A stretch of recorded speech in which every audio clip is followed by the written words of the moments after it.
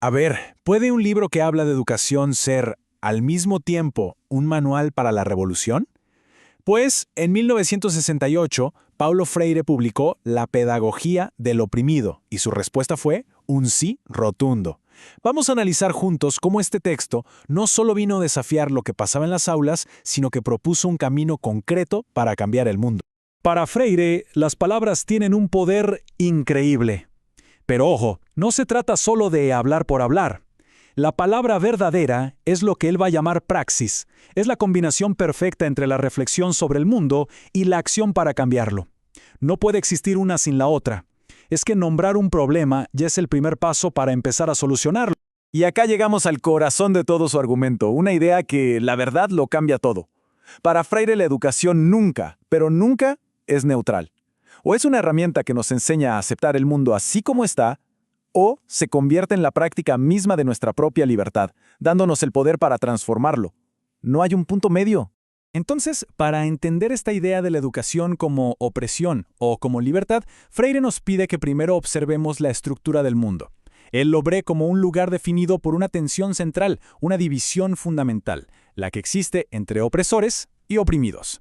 Miremos un poco estas dos mentalidades. La del opresor, dice Freire, es posesiva. Su objetivo es controlar, convertir a la gente en objetos, en cosas. Él usa una palabra muy fuerte, necrófila, que significa amor a lo muerto, porque prefiere la obediencia sin vida a la creatividad, que es caótica. Por otro lado, la mente del oprimido está en un conflicto constante. Muchas veces admira al mismo opresor al que le teme, como que lleva su sombra dentro. Y esto, claro, lleva a dudar del propio valor, a pensar que el sufrimiento es el destino, que es algo que simplemente no se puede cambiar. Y bueno, ¿cómo se mantiene vivo este sistema de opresión? Freire apunta directamente a la escuela, al método de enseñanza tradicional, y le da un nombre que lo dice todo. La llama educación bancaria. Y hay que entender la metáfora de forma literal, ¿eh? El profesor es el banquero que tiene todo el conocimiento, el capital. Y los estudiantes son como cuentas vacías. El trabajo del educador es simplemente depositar información en sus cabezas, sin preguntas, sin debate. El estudiante es un receptor pasivo, nada más que eso. Y si nos fijamos en las reglas no escritas de este sistema, la dinámica de poder es clarísima. El profesor lo es todo, el que sabe, el que piensa, el que habla, el que decide. El estudiante, en cambio, queda reducido a un objeto que escucha, memoriza y repite. En este modelo no hay lugar para la duda, ni para la pregunta, ni mucho menos para la creación. El pensamiento crítico no es que se ignore, es que se suprime activamente. Y acá está el verdadero peligro de este modelo. Se supone que la educación es sobre la vida, ¿no? Sobre la curiosidad, el descubrimiento, la creación. Pero la educación bancaria, dice Freire, es exactamente lo contrario.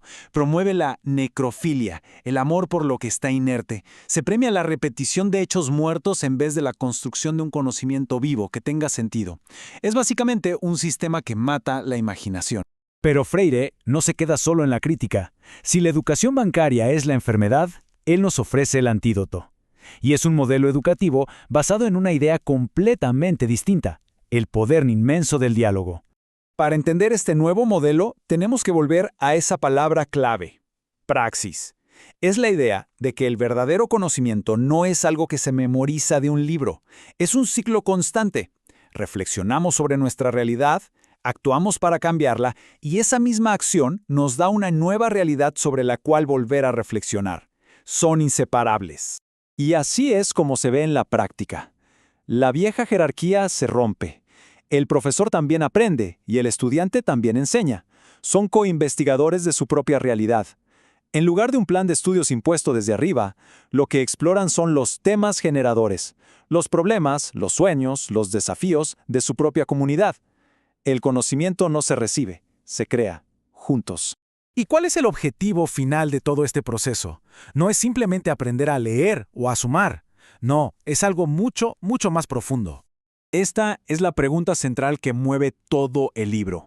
Si, como dice Freire, los oprimidos llevan al opresor adentro, ¿cómo es posible romper ese ciclo? ¿Cómo se libera uno de una prisión que está, en parte, en la propia mente? La respuesta de Freire está en una palabra portuguesa clave: concientización. Se podría traducir como toma de conciencia, pero es más que eso. Es el clic.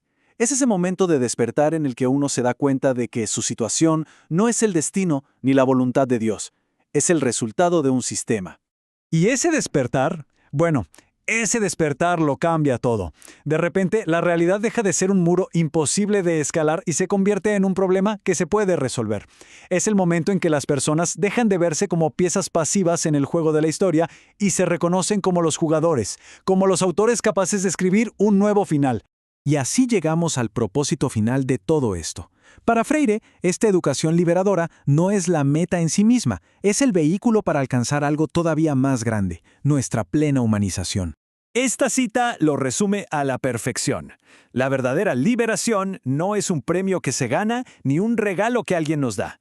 Es un proceso, es un verbo, no un sustantivo. Es la praxis en acción, la lucha constante y colectiva por reflexionar sobre nuestro mundo y actuar juntos para hacerlo más humano. Al final, Freire nos deja con una pregunta que resuena con la misma fuerza hoy que en 1968. Es una invitación a pensar en nuestra propia educación, en las escuelas que vemos hoy en día, y preguntarnos, ¿están ahí para enseñarnos a encajar en el mundo tal como es, a adaptarnos? ¿O nos están dando las herramientas para de verdad imaginar y construir uno radicalmente mejor? La respuesta a eso lo define todo.